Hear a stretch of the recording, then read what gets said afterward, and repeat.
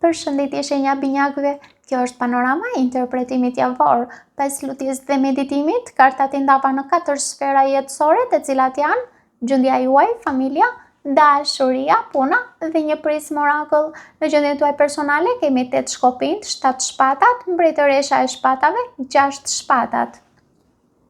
Java nis me kartën 8 shkopinjt, që nënkupton ritëm të shpejt.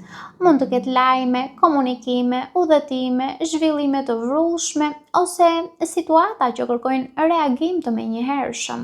Megjithatë, 7 shpatat tregon se jo çdo gjë që mund të dëgjoni apo shihni duhet marrë menjëherë si e vërtet. Mund të ketë informacione të paplota, mund të ketë veprime strategjike nga ana juaj. Mund të ketë keqkuptime ose njerëz që nuk po tregojnë të gjithë historinë. Mbretëresha e shpatave ju vendos në pozicionin e atij ose asaj që sheh përtej fasadës. Kjo kartë ju thërret të përdorni logjikën, përvojën dhe aftësinë tuaj për të analizuar. Sa më objektiv të jeni, aq më lehtë do të dalloni atë që ka vërtet rëndësi. 6 shpatat në fund tregon largim nga një gjendje mendore që ju ka lodhur. Mund të jetë një shqetësim, një konflikt i brendshëm ose një situatë që më në fund fillon të humbas peshën mbi ju. Kartat këshillojnë të mos reagoni ndaj çdo informacioni që arrin tek ju. Vëzhgoni, analizoni dhe veproni vetëm kur të keni qartësi. Kalojmë në familje. Në familje kemi Magjistari, faqa e monedhave, kryepriftëresha, 3 monedhat. Në familje ka potencial për ndërtim dhe bashkëpunim. Magjistari tregon se ekzistojnë mjetet dhe mundësitë për të përmirësuar një situatë ose për të filluar diçka të re. Faqa e monedhave flet për hapa të vegjël, por konkret.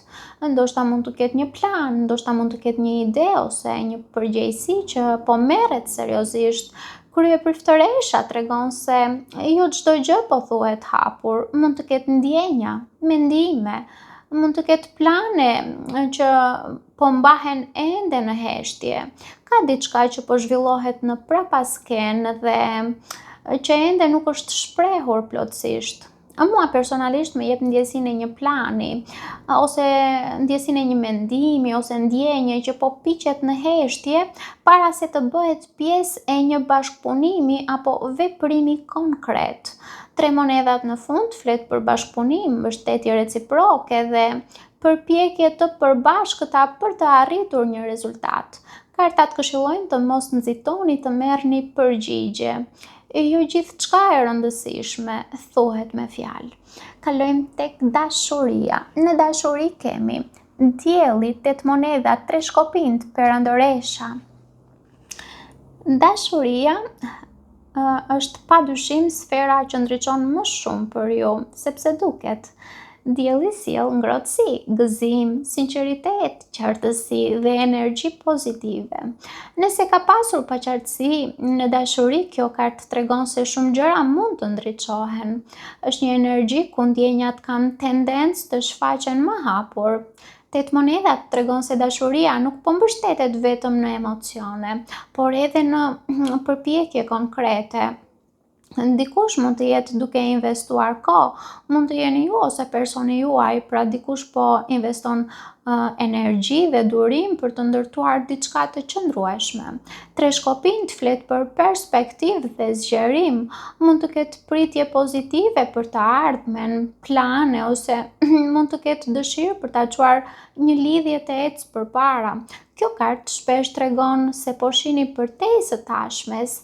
Perandoresha në fund është një kartë shumë e fuqishme për dashurinë. Perandoresha simbolizon ngrohtësi, tërheqje, bollëk emocional dhe rritje. Për disa mund të nënkuptojë edhe shtatzëni nëse jeni femra. Dashuria duket sikur ka ushqim për të ushqyer dhe diell për të lulëzuar. Kjo duket si historia e një lidhje që po fiton siguri, sepse nuk ka nxitim, por ka ndërtim. Ndjenjat tuaja po marrin formë dhe ka një dëshirë për të krijuar diçka që zgjat. Kartat këshillojnë të mos përqendroheni vetëm te rezultati final. Unë do të thoja vlerësoni edhe mënyrën se si po ndërtohet ndjenja apo lidhja hap pas hapi. Kalojmë tek puna. Në punë kemi drejtësia, hëna, karroca, vdekja. Në punë kemi një histori transformimi. Drejtësia tregon se çështjet profesionale mund të kalojnë nëpër një proces vlerësimi ose balancimi. Mund të ketë vendime, marrëveshje ose situata ku rezultatet do të varen nga ajo që është ndërtuar më parë. Hëna sjell paqartësi, mund të mos i shihni ende të gjitha detajet ose të ndiheni të pasigurt për drejtimin e ngjarjeve. Kjo kartë kërkon kujdes me supozimet. Karroca tregon se pavarësisht pasigurive do të ketë lëvizje dhe progres. Një situatë që ka qenë pezull mund të fillojë të ecë përpara. Vdekja në fund është karta e transformimit. Vdekja nuk flet domosdoshmërisht për humbje, por për fundin e një mënyre të vjetër të vepruarit dhe fillimin e një kapitulli të ri.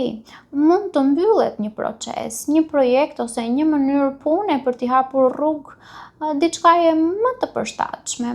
Kartat këshillojnë të mos kapeni pas asaj që e ka përmbushur tashmë ciklin e vet, sepse ndonjëherë përparimi kërkon të lini pas atë që nuk ju shërben më. Kalojmë në prizën orakull ku kemi ndërprerje, që mund të jetë tronditje e rutinës ose prishja e një modeli ekzistues. Pra, kjo kartë nënkupton se një ndryshim i papritur ose një situatë që prish rrjedhën e zakonshme mund të hap rrugë për rritje dhe mundësi të reja. Unë do të thoja që ndonjëherë ajo që cënon qetësinë tuaj është pikërisht ajo që hap rrugën e duhur për ju. Paçim.